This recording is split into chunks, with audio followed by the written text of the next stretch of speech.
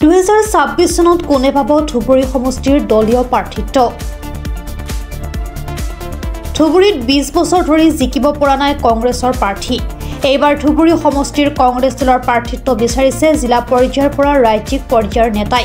জিলা পৰিষদৰ নেতাৰ পৰা আৰম্ভ কৰি উচ্চতম ন্যায়ালয়ৰ অধিবক্তালৈকে বিচাৰিছে দলীয় টিকট। এইগৰাকী হৈছে উচ্চতম ন্যায়ালয়ৰ অধিবক্তা আবু তাহিৰ আলী বেপাৰী। বেপাৰীয়ে 80 দশকৰ পৰাই কংগ্ৰেছ দলৰ এগৰাকী নিষ্ঠাবান কৰ্মী হিচাপে সেৱা আগবঢ়াই আহিছে। এইগৰাকী অধিবক্তাই ধুবুৰী জিলাৰ পৰা এবাৰ নহয় দুবাৰ নহয় 8 বাৰকৈ প্ৰাৰ্থিত্ব বিচাৰি বিমুখ হৈছিল। যদিও অধিবক্তাগৰাকী কিন্তু কোনো দলৰ বিসম্বাদ কৰা নাছিল। এইবাৰ আকৌ 2026 চনৰ নিৰ্বাচনৰ বাবে পুনৰ দলীয় প্ৰাৰ্থিত্ব বিচাৰিছে অধিবক্তা আবু তাহিৰ আলী বেপাৰীয়ে। কংগ্ৰেছক পুনৰ শক্তিশালীকৈ গঢ়ি তুলিবলৈ যুৱনেতা গৌৰৱ গগৈক বিয়সী প্ৰশংসা কৰা পৰিলক্ষিত হয়। লগতে মুখ্যমন্ত্ৰীক ঘূৰধাৰ সমালোচনা কৰে অধিবক্তাগৰাকীয়ে। গৌৰৱ গগৈৰ নেতৃত্বত 2026 চনত অসমত কংগ্ৰেছ দলৰ চৰকাৰ হ'ব বুলি দাবী কৰে উচ্চতম ন্যায়ালয়ৰ অধিবক্তা আবু তাহিৰ আলী বেপাৰীয়ে। অধিবক্তা তথা কংগ্ৰেছ দলৰ ধুবুৰী সমষ্টিৰ প্ৰাৰ্থিত্ব প্ৰত্যাশী আবু তাহিৰ আলী বেপাৰীৰ ভাষ্য আমাৰ হাতত আছে। এই মুহূৰ্তত সেই মন্তব্য আমি শুনাই লৈছোঁ। মোৰ নাম আবু তাহিৰ আলী বেপাৰী। মই এডভকেট, সুপ্ৰিম কোৰ্টৰ এডভকেট আৰু মই কংগ্ৰেছ পাৰ্টি কৰোঁ। মই আসাম প্ৰদেশ কংগ্ৰেছ কমিটিৰ এক্সিকিউটিভ মেম্বাৰ হওঁ। মই আসাম প্ৰদেশ মাইনৰিটি ডিপাৰ্টমেণ্ট এটা আছে, তাৰ ভাইচ চেয়াৰমেন মই, আৰু ডিষ্ট্ৰিক্টৰো vice chairman, district DCC Congress কমিটিৰ ভাইচ চেয়াৰমেন। মই কংগ্ৰেছ কৰি আছোঁ বহুদিনৰ পৰা, প্ৰায় 78ৰ পৰা মই কংগ্ৰেছ পাৰ্টি কৰোঁ। তাৰ উপৰিও মই এটা সময়ত 1983 চনত ৰাজীৱ গান্ধীৰ নেতৃত্বত গোটেই ভাৰতবৰ্ষত এটা কেডাৰ ট্ৰেইনিং হৈছিল, এটা 42 ডেজ ট্ৰেইনিং। এই ট্ৰেইনিঙত মই এটেণ্ড কৰিছিলোঁ আৰু এই ট্ৰেইনিঙত এটেণ্ড কৰাৰ পিছত মই গোটেই ভাৰতবৰ্ষৰ বহু ঠাইত মই কংগ্ৰেছ পাৰ্টিৰ হৈ কাম কৰিছোঁ, অসমতো কৰিছোঁ আৰু এতিয়া নিজৰ জেগাতো কৰি আছোঁ। তাৰ উপৰিও মই চৰকাৰৰ অসম চৰকাৰৰ যেতিয়া কংগ্ৰেছ শাসন আছিল 2001 চনৰ পৰা, মই আসাম চৰকাৰৰ ভিলেজ ডিফেন্স অৰ্গেনাইজেশ্যন যিটো আছে তাৰ মই চিফ এডভাইচাৰ আছিলোঁ। আৰু মই ওকালতিও কৰোঁ, সুপ্ৰিম কোৰ্টত ওকালতি কৰোঁ আৰু ছ'চিয়েল ৱৰ্ক কাম কৰোঁ মই। আৰু এইবেলি মই 2026 চনত যি নিৰ্বাচন হ'ব অসমত, এছেম্বলি নিৰ্বাচন হ'ব, এই নিৰ্বাচনত মই ধুবুৰী সমষ্টিত মানে 8 নম্বৰ ধুবুৰী সমষ্টি বিধানসভাৰ পৰা মই কংগ্ৰেছৰ আশাবাদী প্ৰাৰ্থী।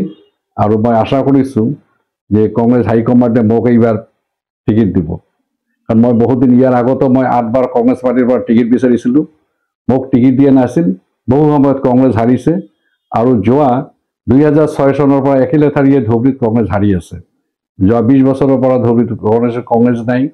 আৰু মই ভাবোঁ মোক যদি পাৰ্টিয়ে টিকেট দিয়ে এইবাৰ ইয়াত UDF হাৰিব, এইটো মোৰ বিশ্বাস। আৰু মই জানো এইটো হাইকমাণ্ডক মই অনুৰোধো কৰি আছোঁ যাতে মোক টিকেটটো দিয়ে। আৰু মই পুৰণা কংগ্ৰেছী আৰু কংগ্ৰেছৰ নেতাৰ ওপৰত মোৰ বিশ্বাস আছে, বিশেষকৈ গৌৰৱ গগৈ এজন ভাল নেতা। তেখেতে অসমৰ নেক্সট মুখ্যমন্ত্ৰী হ'ব আৰু তেখেত most popular leader. Gaurav Gogoi is the most popular leader in Assam. এনেকুৱা লিডাৰ যে প্ৰত্যেক কমিউনিটিৰ মানুহ, সকলো জনগোষ্ঠীৰ মানুহ তাক ভাল পায়। আৰু মই তেখেতৰ দেউতাকৰ লগত আছিলোঁ, প্ৰায় তৰুণ গগৈ চাহাবৰ লগত মই 81 চনৰ পৰা আছিলোঁ, মই এডভাইচাৰো আছিলোঁ। মই দেখিছোঁ সিহঁতক সৰুৰে পৰা, গৌৰৱ গগৈ চাহাবক। তেখেতে খুব ভাল মানুহ আৰু তেখেতৰ অন্তৰ ভাল, চব মানুহক লৈ থাকে। আৰু তেখেতে অসমৰ মুখ্যমন্ত্ৰী হ'ব, এইটো খাটাং। এইবাৰ অসমত কংগ্ৰেছ চৰকাৰ হ'ব। আৰু এটা কথা, কংগ্ৰেছৰ আমাৰ যিটো পাৰ্টি কংগ্ৰেছ পাৰ্টি আমি ডেম'ক্ৰেচি গণতন্ত্ৰত বিশ্বাস কৰোঁ। গণতান্ত্ৰিক পাৰ্টি, এইটো পাৰ্টি ইলেক্টেড হয়, চববিলাক গণতান্ত্ৰিক ৱেজত হৈ আছে। কিন্তু দেখা যায় আনহাতে কিছুমান পাৰ্টি আছে যেনে UDF আমি এই জন্মৰ পৰা শুনিছোঁ বদৰুদ্দিন আজমৰ সভাপতি, সিহঁতৰ অল ইণ্ডিয়া সভাপতি আছে, কিন্তু ষ্টেট লেভেলতো UDFৰ মই সভাপতি দেখা নাই। এটা পাৰ্টি যদি অল ইণ্ডিয়া সভাপতি হয়, ষ্টেট লেভেলৰ এটা সভাপতি থাকে নাই, ওৱান মেন কমিটি। আজি BJP পাৰ্টিৰ নাড্ডা চাহাব আজি বহুদিনৰ পৰা সভাপতি আছে, কেতিয়াবা তাৰ টাৰ্মটো এক্সপায়াৰ হৈ গ'ল, আজিলৈকে ইলেকশ্যন কৰিব পৰা নাই। সিহঁতৰ পাৰ্টিৰ ডেমক্ৰেচি নাই। মানে ডেমক্ৰেচি একচুৱেলি কংগ্ৰেছ পাৰ্টিত আছে। আৰু কংগ্ৰেছ পাৰ্টি একমাত্ৰ পাৰ্টি যিটো মানুহৰ সকলো সমস্যা সমাধান কৰিব পাৰে, সকলো কমিউনিটিৰ সকলো মানুহৰ সমাধান কৰিব লাগে।